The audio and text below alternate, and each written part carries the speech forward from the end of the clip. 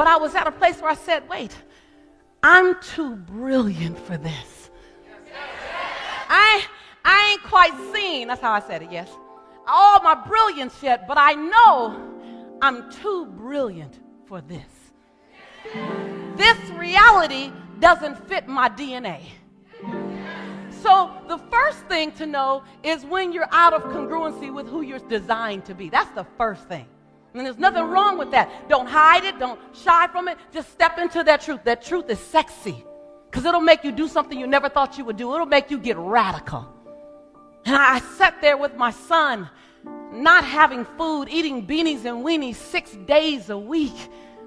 Right? And like the beanies were cut so small, the weenies were cut so small. He was like, Mommy, I can't see the meat. I said, baby, it's there. Let me just put some extra sugar in it. I was so broke and broken. His father had just gone to prison. And all of a sudden, my worst nightmare had come true. I made a commitment being born and raised in South Central LA, raised between the Harlem Crip 30s and the Rolling 60s. Those are not cheerleading squads, y'all. That I wouldn't engage on any level.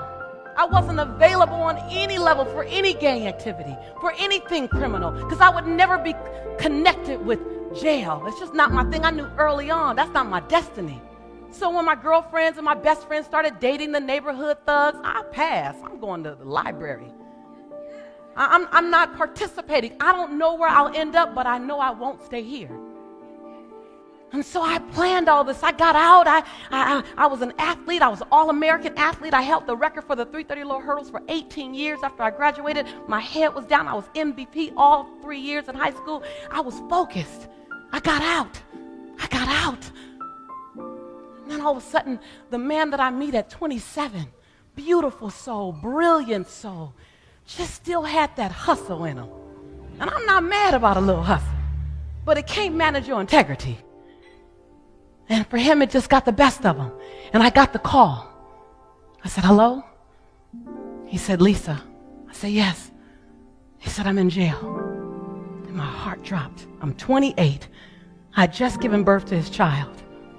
And now I'm linked to the very thing I tried to avoid for so long.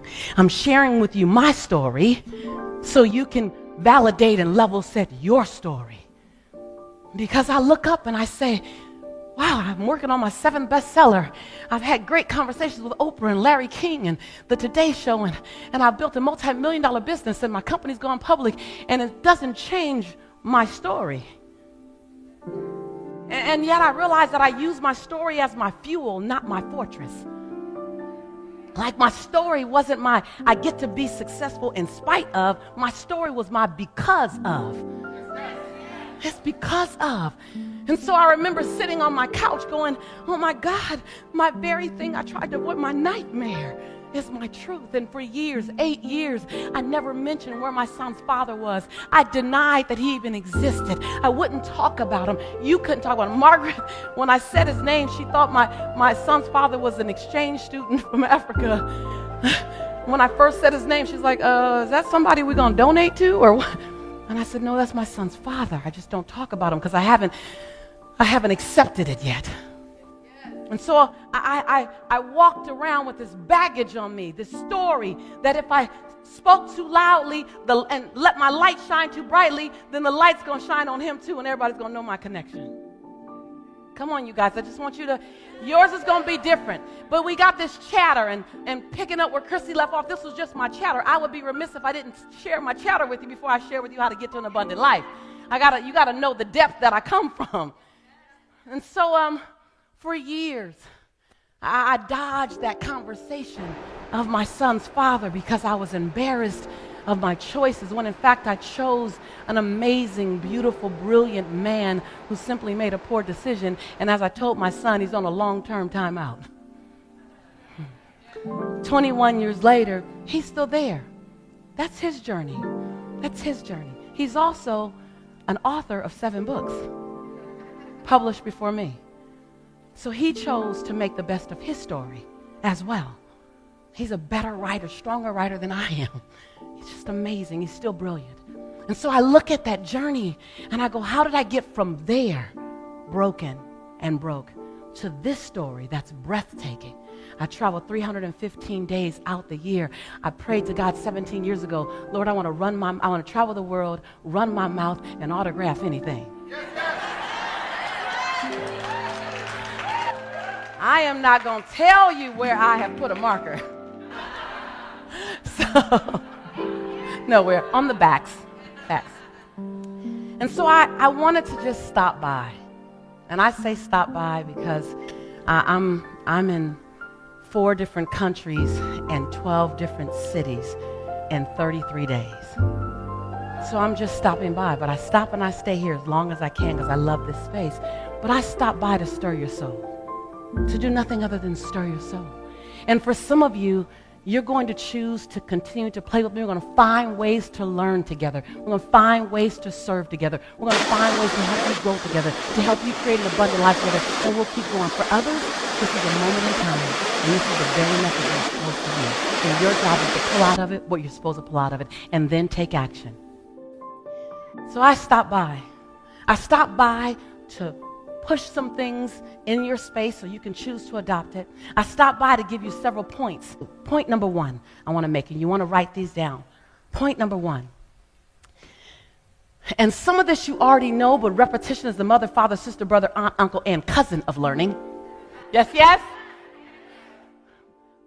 Is you are super achievers. I'm a super achiever. And the one thing we have to constantly remind ourselves is to create micro wins to get to our macro wins. That we go after the macro win, but we only look at the macro win. I want you to look at the micro wins and get 5 micro wins under your belt so you can create your macro win. That way you celebrate yourself a lot more often. Yes, yes? That way you can have an indicator that you're on the right track more often. That way your fuel is being acknowledged more often. That way you know you're on the right track. Let's get to micro wins. Micro wins can lead to a macro win. Can we agree that? That's an abundant. And I'm showing you how abundant thinkers think. So if you want to me, you model successful people. When I was on the Oprah Winfrey Show, on one of the commercial breaks, she said, so Lisa, how many coaches do you have? She didn't ask me if I had a coach. She said, how many coaches do you have? I said, 2. On the next commercial break, what do you think I did? I asked her, how many coaches do you have? She said, 4. When I left the show, what do you think I did? Right? I hired 2 more coaches. So success leaves clues. I'm going to give you some of the clues. And people who are living an abundant life now, you guys just allow this to be a salve of confirmation. And then for everyone else who's moving in that direction and more so in that direction, these are the things that abundant thinking people do all day, every day. 1, we create micro wins so we can get to macro wins. And we celebrate the micro wins. Far more celebrations in life. Number 2, we fail, but we always fail forward. See, people are going to fail. Abundant thinkers, right, Ka? We fail forward. We fail and we ask the question, what lesson did I learn? And what will I do differently the next time? Bring it on. Bring it on. I'm okay. Some of my greatest lessons came wrapped in sandpaper. They came wrapped in expensive lessons. They came wrapped with a hot credit card that I had to pay it off with. They came wrapped with a lawyer I had to hire. They came wrapped with tears on my pillow. But when I got the lesson, you better know I didn't have to get it again. Yes, yes? Some of you are using your lesson as luggage, using your lesson as shackles, and your lesson is your fuel to do it differently the next time. So abundant thinkers, we fail. We just fail forward every single time. Abundant thinkers, we're not only responsible, write this down, number 3, we're not only responsible for our actions, we're not only responsible for our thoughts. Abundant thinkers go the step further, and we're responsible for our reaction. Ooh, that's juicy. Yes, yes? Someone gonna chew on that on the plane on the way home. Like, reactions, right.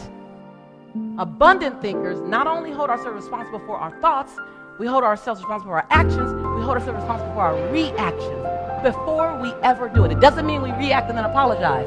It means we never do those things we have to apologize for. Yes, yes? don't blame it on that's how I've always been. That's old. Grow up. You're a genius. You're brilliant. That's so 08. Right?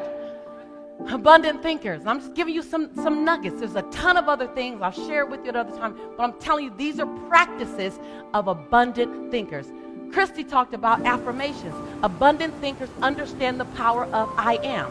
Anything after the word I am is true to your unconscious mind. Like anything. Anything after I am. Anything after I am. Even if you know it's not true, your conscious mind will believe it. Anything after I am. So the use of affirmations is very intentional and very consistent. So the power of I am can pull you through the darkest moment, the power of I am. And so I want you to really begin. It's not hokey pokey, it's not mushy, it's real, and it's the truth. Abundant thinkers. What else do abundant thinkers do? Abundant thinkers continue to stay in cognitive dissonance.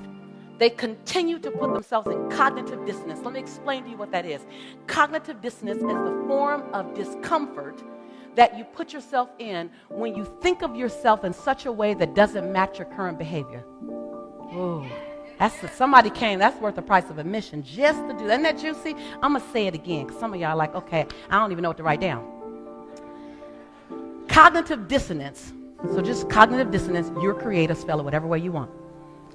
Cognitive dissonance is the form of mental disruption where you literally disrupt your own mind by thinking of yourself in a way that doesn't match your current behavior. It's beyond your current behavior. Your mind will be uncomfortable because it doesn't match. So your mind will begin to call you to do the thing to make your mental conversation match your behavior. Abundant thinkers are constantly placing ourselves in cognitive dissonance. Constantly placing ourselves in cognitive dissonance. Can you say cognitive dissonance at its highest level? Because that comes with a really big bill. But if I gotta scare somebody, we might as well make ourselves nervous, reaching for the best version of ourselves. Yes? So, how will you, I'm going to start challenging you, how will you be the man, the woman you've always known yourself to be? I'm going to come back to the points, but now I want to touch your soul. Because this is great thinking, this is great notes, that's a cute notebook. But there's a calling on your life that you don't get to shake. And it's only yours. No one else has the same calling as you. So comparing yourself to me doesn't do any good. Comparison is and will always be the thief of all joy. Someone might want to write that down. Comparison is and will always be the thief of all joy. You will never do me.